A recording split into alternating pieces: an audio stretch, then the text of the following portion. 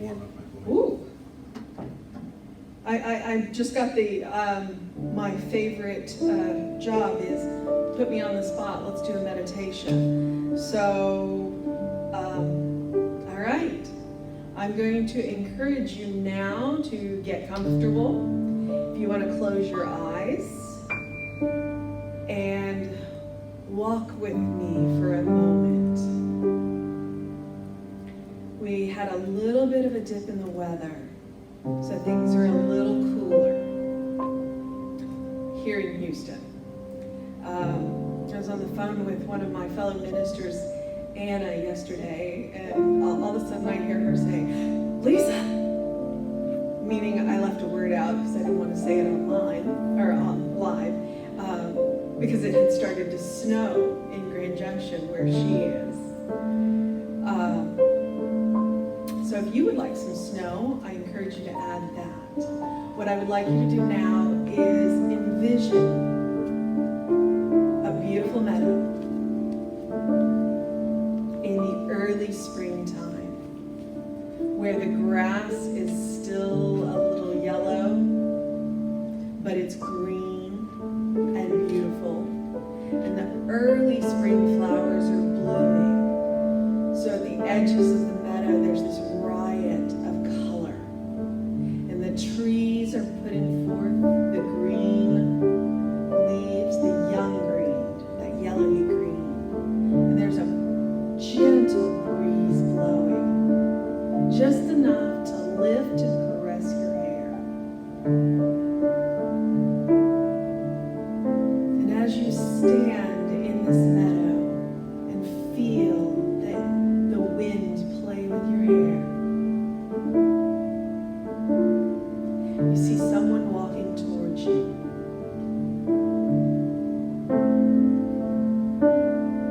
This is somebody who loves you and that you love. And because you are in a place that is beyond, this person can come right up to you and give you that hug. And they can hold you. And as you feel their heartbeat next to yours, you feel that love. And you allow this beloved person to hold you. And as they hold you, they whisper in your ear,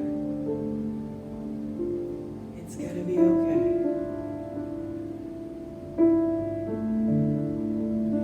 You are loved." And allow yourself to stay in this meadow for as long as you need.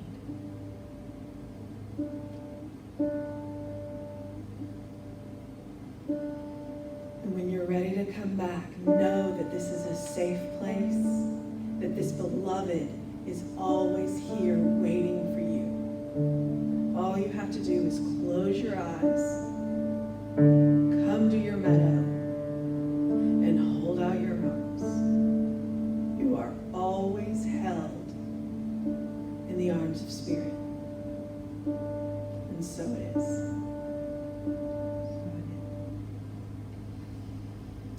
All right. And I'm going to gracefully exit stage left so that Jesse can enter stage right. Thank you, Minister Lisa Ryan. Universal love enfolds me. Universal wisdom inspires me. Universal spirit enlightens me. Universal power encircles me. I am one and all is well.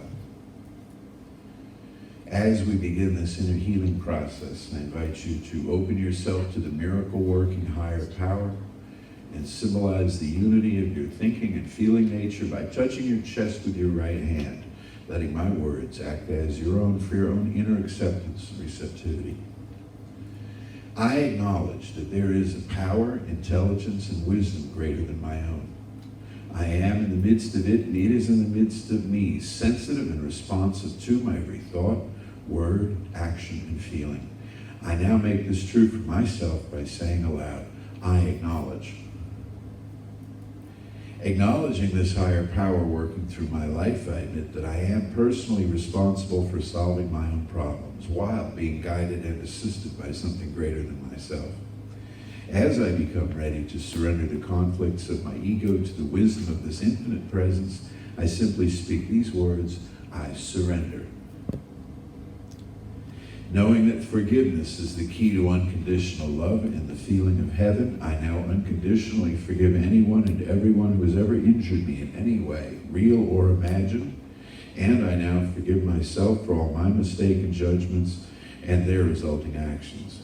From my deepest level of understanding, now I say, I forgive. Realizing that I continually experience the effects of my own thinking, I now choose to allow this higher power to recreate me deeply, filling my mind with thoughts that are only constructive, positive, loving, and beautiful. I call upon this divine inflow by stating aloud, I choose. I now center upon that one special idea that I'm willing to accept as real for me in this coming week, visualizing this idea as already acted upon and brought to pass. In seeing my idea become a fact of my experience, I enjoy the happiness and peace of my thought fulfilled and gratefully speak these words, I accept. Knowing that I have an everlasting place in the midst of the power that sustains all creation, as well as the support of all those around me, I allow myself to relax in the peace of fulfillment and gratitude and say, I release. Now in my mind's eye, I envision the presence of someone near and dear to me, a friend, family member, a friend, a mentor of mine, someone who's not physically present with me in this room this morning, which is pretty much everybody. And I turn toward that face I see in my mind's eye and I say, I'm grateful for the good in your life. Now I open my eyes to the world around me and turn joyfully to the person next to me, my family, and share my gratitude and confidence with them by saying, I'm grateful for the good in your life. I couldn't hear you, but I'm sure you were doing it at home, all together. So I welcome you to week 2 of this new format we have. And this is our subroutine. It's important to have a routine. This is our subroutine. That's kind of what I want to talk about this morning. I want to encourage you to watch the video, follow the link on the Center Facebook page to the video that was put up by Donald John Lewis yesterday. It is absolutely excellent on spiritual reset, about how we can make use of this time at home to do deep inner work and get clear on who we are. I want to add to his thoughts this morning and throw in some Troward and basically give you some stuff I've come up with this week. Along the lines of, this is a routine that we're in, but it's not forever. And it's important to find a routine in your daily life now so that you have an anchor, so that you don't feel so lost and so miscellaneous. You know, you had a routine before when you get up in the morning. Let's say, for example, you got up and you fed breakfast to the kids and you put them on the school bus and then you wolfed down breakfast yourself and then you went off to work. And you knew what you had to do if it was Monday and you knew what you had to do if it was March. And now all of that's changed and there's not a school bus and the kids are there and there's not a job to go to. It's in your home. And if you're retired, you have a routine. And if you work out of the house, it's still different now because you sort of have to instead of get to. And if you just had leisure time on your hands and you used to go places around town, well, they're mostly closed. And what they suggest, the mental health experts, is make up a routine for yourself. Set a schedule for yourself so that you feel a sense of comfort and belonging and direction in whatever you do. What I want to add to that is that it be a subroutine. Back of the routine we're going to get back to, because things aren't always going to be like this. And people are asking all the time, they're saying, are things going to go back to how they were? No, they're not. Things are not going to go back to how they were.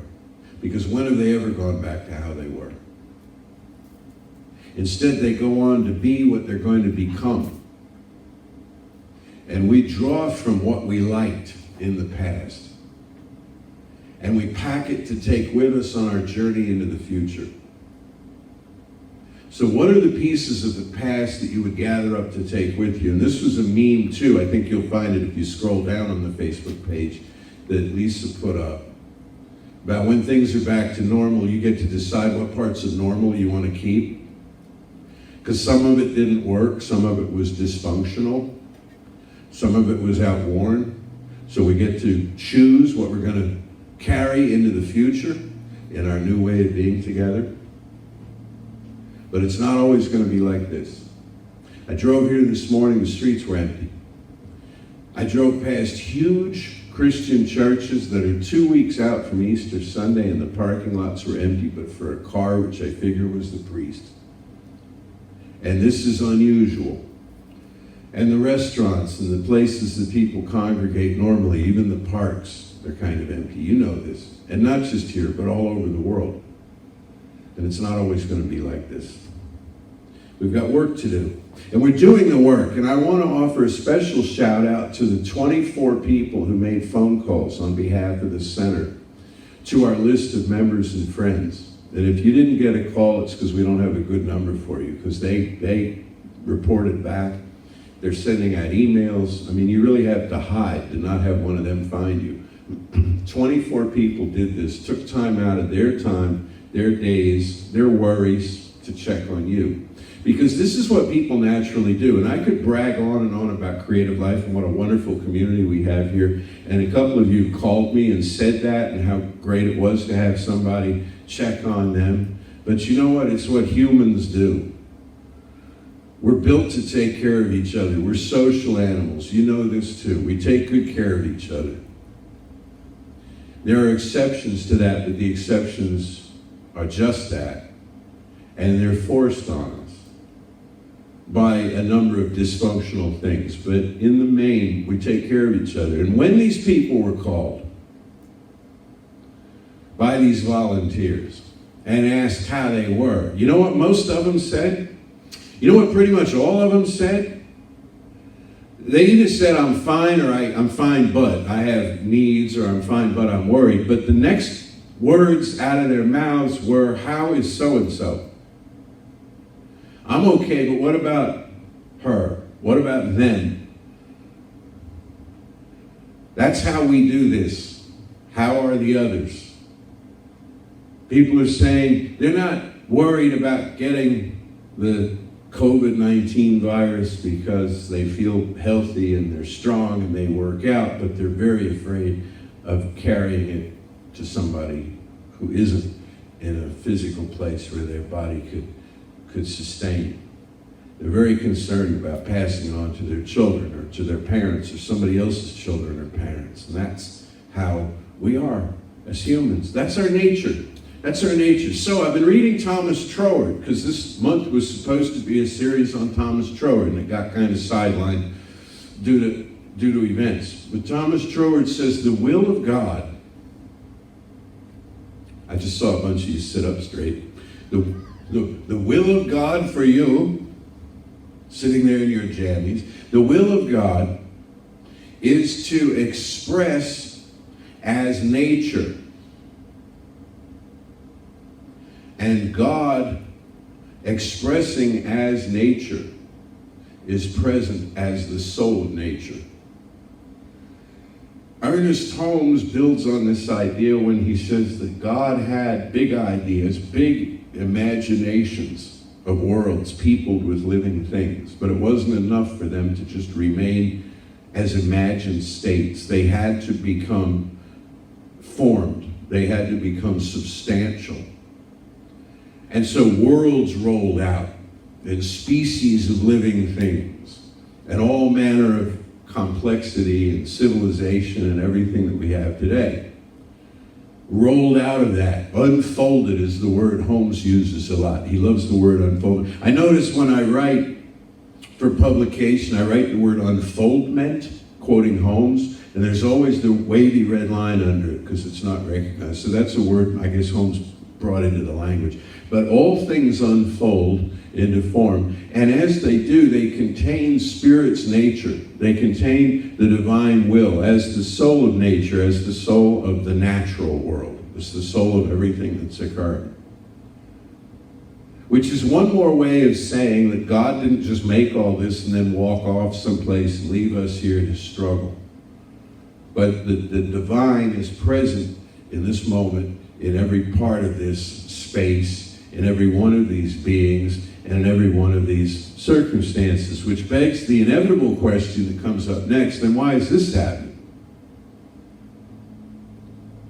And that's complicated, and I haven't figured it out, and if I had, I'd be on a plane to Washington or somewhere to, roll out what I had to say. But I do believe this, that the way nature is created is so vast, so limitless, that it contains within it the possibility for every sort of experience, including that which does not work, or that which works in a way that we haven't yet figured out. It causes people to do things differently. Now, if you look at perils in civilization throughout history, they've always been followed by social change. They've always been followed by something. I watched the other night, by accident, if there are such things, the last half of the movie Guess Who's Coming to Dinner. It was on Turner Classic Movies. And I hadn't seen it in many years. And it's Spencer Tracy and Katharine Hepburn and Sidney Poitier. And I'm sure you know this story. It's a young couple, an African-American man, a Caucasian woman. They're in their 20s. He's a doctor. They've fallen in love, and they're leaving for Europe. Later that night, she comes home and she tells her parents that she's getting married, and she introduces them to her beau. And then his family, they quickly get on a plane and they fly down. It's in California, and they all get together and they have dinner. One of the things I noticed in the movies, they never have dinner. Guess who's coming to dinner? The movie ends, they never eat. The movie ends as they're going into the dining room, but they never eat. But the really significant thing about the movie is that in the movie, when Spencer Tracy, as the father of the white daughter, he's going through all of this stuff in his mind about how can I approve of this, because he doesn't have an issue with the fact that they're in love or that they want to be together. They ought to be together. He has an issue with the kind of world they're going to be together in. And he gets a good talking to from Sidney Poitier's mother, who says, why do men forget when they're old what it's like to be in love? And that right there breaks his heart. And that, I think, is what really moves him in the direction that he takes. And so he makes this speech to the assembled family, and there's a friend of theirs too, a priest who's there, and he makes the speech to them, and he says, so I've changed my mind, and you have my blessings, but, he says, bear in mind, it's a very tough world, and you're going to take all kinds of abuse. Life is going to be really hard for you, and I know you're up to it, but you need to know that, and I know that you know that, but I wouldn't be doing my job as your father and your father-in-law without pointing this out to you. He says, what you're attempting to do, the two of you getting married, is illegal in 17 states. And in 1967, when the movie was made, it was. And within, I think, a month, maybe 6 weeks after the movie came out, to great acclaim, the Supreme Court struck down the anti-miscegenation laws across America. That's the impact that can be had by trouble, when trouble's called out for what it is, and social change follows. People were falling in love. They always had been, but in the 60s there was a change in the dynamic in the culture, and people were looking at institutions and policies especially that had existed for a very long time, and they were saying, I'm not having this. I'm not having this. I'm not living under these rules. And so the rules got to change. And so the rules are going to change as we go forward now. When you see all of these companies choosing to pay their employees, choosing to take really good care of the people who've gone to great lengths for them, things are going to change. There's a man who, when he was a little kid, there was tragedy of some sort on television, and he went to his mother and upset, and she said, "Dear, whenever you see something like that, look for the helpers. Look for who's helping." And it might have been a storm or an accident, or I don't know, but look for the helpers. And he remembered that, so much so that he quoted it through his whole life, and it really directed his career arc. And that person was Fred Rogers, Mr. Rogers. Look for the helpers. And so he taught the children who came in the TV studio and all the millions who watched him. He said, look for the helpers. Look for the people who are not complaining, and they're not blaming, and they're not just this ball of anxiety. They're reaching out to somebody else to do something for someone. And people are doing that. I got 2 in the room with me now who are doing that. They're doing heroic work. Not just here, but all around. But here they are, because we were told not to be here, and here we are, and we'll be here, and maybe we can bring well, I don't know, I probably shouldn't say this, but maybe we can bring a guitarist or 2 in here with us. It was on me because I said stay home. Don't drive all the long way out here. We don't want you to get a ticket and so on. But if you'd like to hear more music on Sunday mornings, we can probably work that out, you know. But all the time around us, there are people doing amazing things and helping out in amazing ways. Which reminds me of this, and I got way more notes than we have time for because I know you don't want to spend all morning sitting looking at your computer, but it brings me to this. I read this thing this week. Again, there are no accidents, and it fell in my lap, and it was just whoa. And I shared it actually with one of the students in Denver. We were having a back and forth at that time about her paper, and she said something, and it put me in mind of it, and I sent it off to her, and she gave it a wow and 2 thumbs up too, so I'll give it to you. It is this. And I'll paraphrase it rather than read it to you. Margaret Mead, you know who Margaret Mead was? The anthropologist. Margaret Mead was asked one time, and this is quoted in a book that was then quoted by a guy online, so I'm getting it passed through a number of hands, and we'll have to fact check it and all, but it sounds like something Margaret Mead would say. Margaret Mead was asked, she said, when did human civilization really begin? Lisa's nodding. She's heard this one. When did human civilization really begin? And they were expecting her to answer, well, when there was a decorated pot was found, or a sharper flint spear tip was found, or the wheel or fire or something. She says, no. No, human civilization began when there was a healed femur bone found. The femur bone, the largest bone in the body, the thigh bone. In humans, in mammals, when that bone breaks, you're immobilized.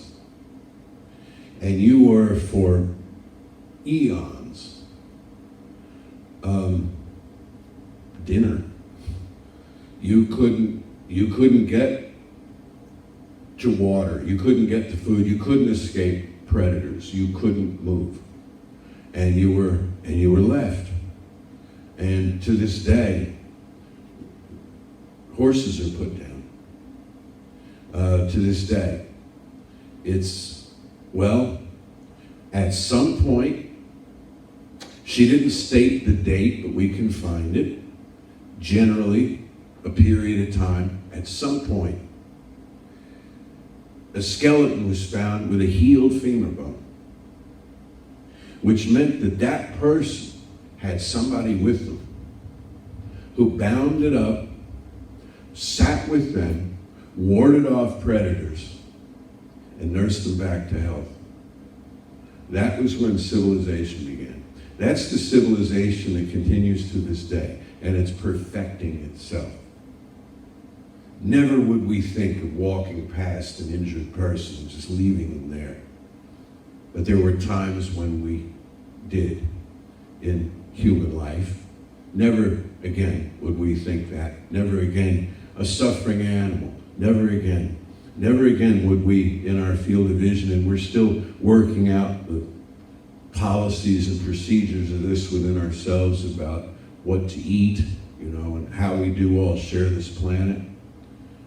But civilization is perfecting itself now. So this time, we have a challenge that's unusual, because when it's been a hurricane or a tornado or something, we've run to people and we've gathered them up in our arms and we put them in our cars or our trucks or our boats, and we've gotten them to safety. We put them all in a room together, and families are together, and everybody's clinging to everybody else. And this time we can't cling. And we marked out in Builders Hall, it's like four tiles across, diagonally is more or less 6 feet.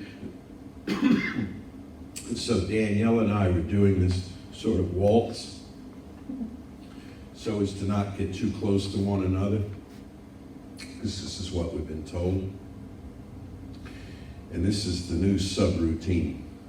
So we gotta embrace with our minds, embrace with our hearts. That's why we do this work. That's why we work in our minds and we work in our hearts, and we get them softened up, we get them cultivated to be able to take good care of each other in the way that we're doing. So, what I would like to suggest to you going forward, to see if I left anything out in here. Keep going to the place where nothing has ever been wrong. You know where it is, place in consciousness. We don't stay there, but we go there. Make that part of your routine. Make that part of your daily spiritual practice. Things are going to get better. It won't always be like this. One last suggestion. Purely for entertainment, this is the 250th anniversary of the birth of Ludwig van Beethoven. I plan to binge listen to his 9 symphonies. Try to work it in. We all have problems. He had many. But he had a vision. He heard something when his physical ears stopped. He heard the voices of the angels. His 9th symphony is probably the most majestic piece of music ever written by a human. Listen to this. Let it lift your spirits. And as you do this, of course, keep in your hearts all of those who suffer, who are in fear, who are in illness, who've lost somebody. Yesterday in class, we made a list of people. Actually, we've done this several times now in that class. The people that you might not think of, groups of people you might not think of. One of them was the sailors at sea who are stuck, the merchant marine, they can't get home, Think of the people who are the truck drivers out on the highway, the people working in the essential businesses who are, they're not feeling so essential right now. They're stressed. They want to be with their families. People who are trapped in other countries because the airlines have quit flying and they're just trying to get back to where they're from. Keep them all in your heart. And you know what to do. You know what to do.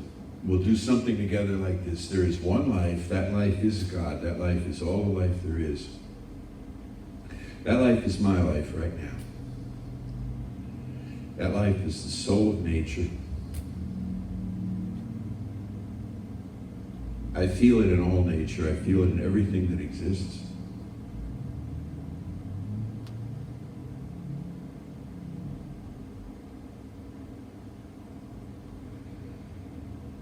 I feel it in myself in this present moment, and I feel it in the unfolding future.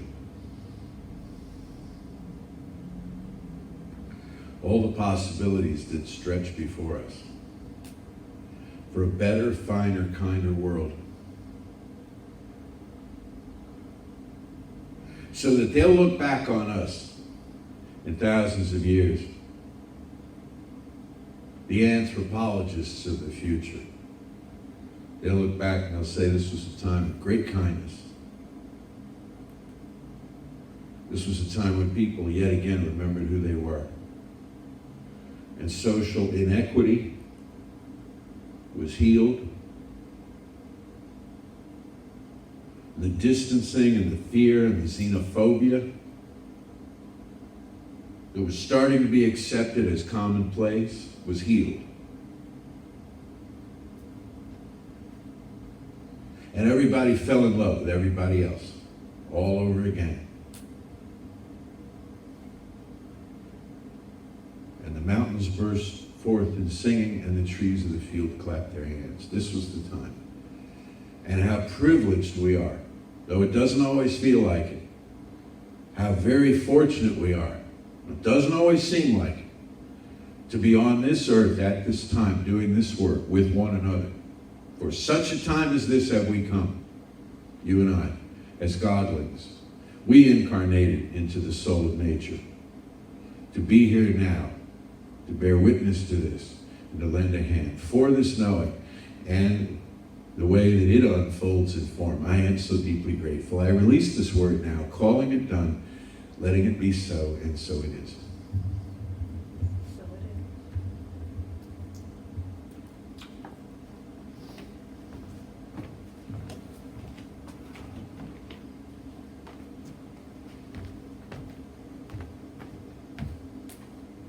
Well, good morning, CLC. Thank you for joining us yet again, and thank you for being patient with our technical difficulties.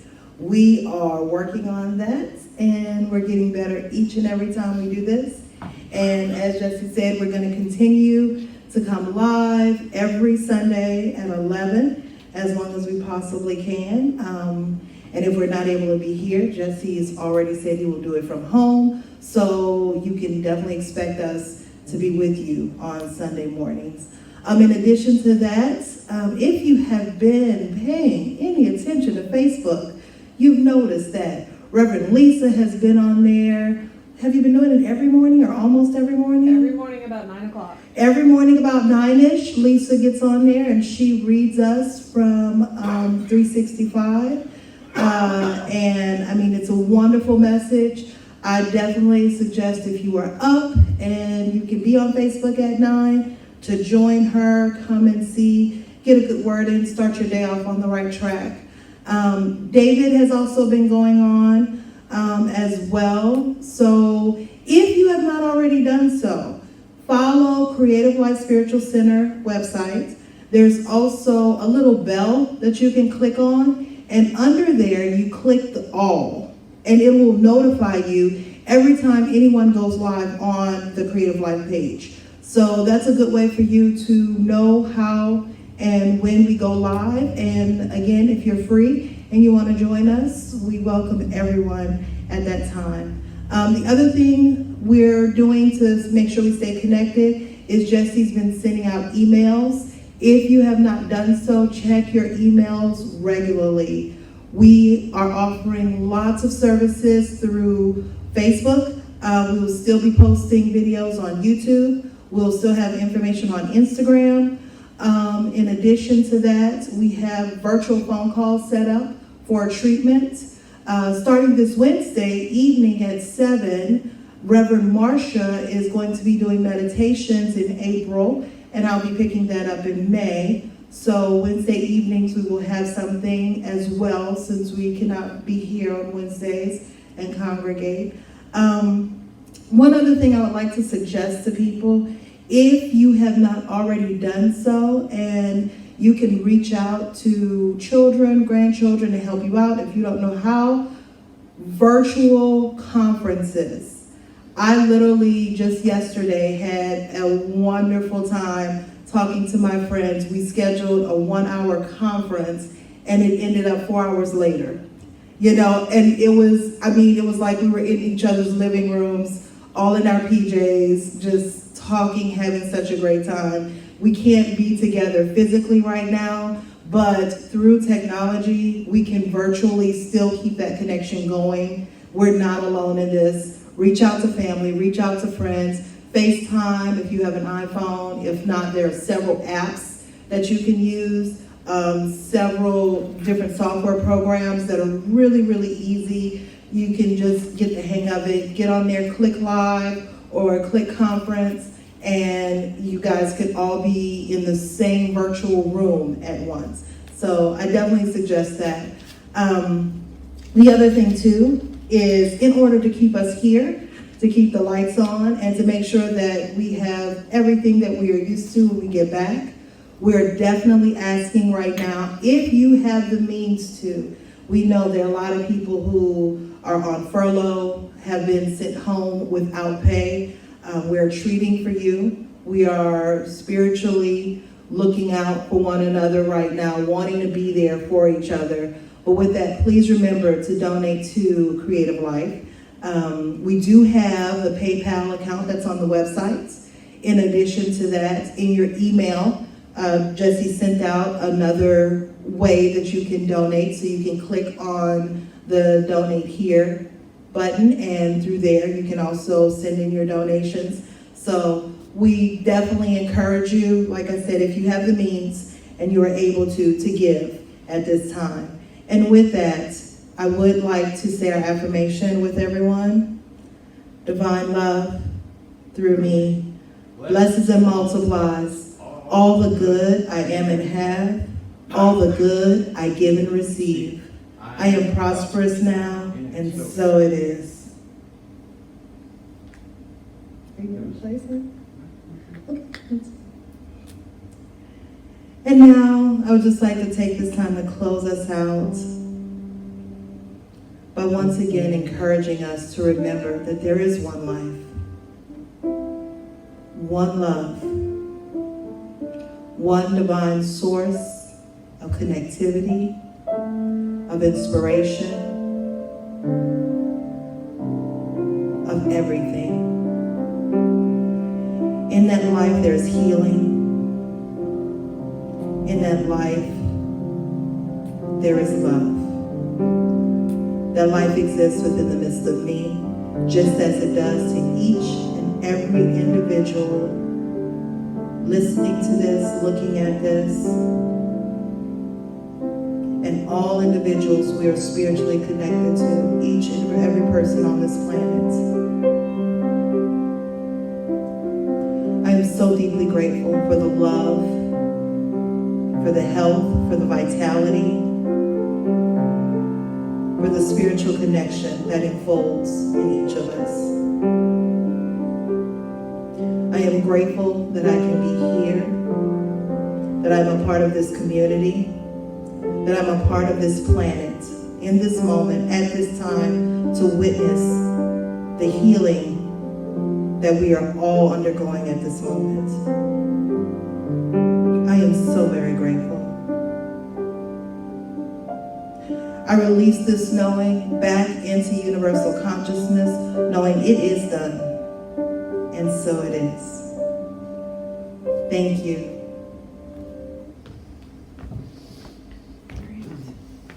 Are we ready to turn it off, or you got something else? Well, thank you all so much. I'm looking at two amazing people, and behind them a room full of red, empty chairs on which I see the faces of every one of you. And when we get back together in person, we're all going to look at each other and say, "You look wonderful. What have you been doing? You've been taking such good care of yourself. You look so much better than you do on the Zoom panel that I see." So just to reiterate what Danielle said, yes, we have these options on Facebook with Reverends Lisa and David, and now Marcia with her class, and also we're going to be adding more and more Zoom activities throughout the summer. So your center remains active. You guys stay strong, or as one of our members says, stay fierce. Stay fierce, all right? And we love you, and we'll see you next Sunday online, if not before.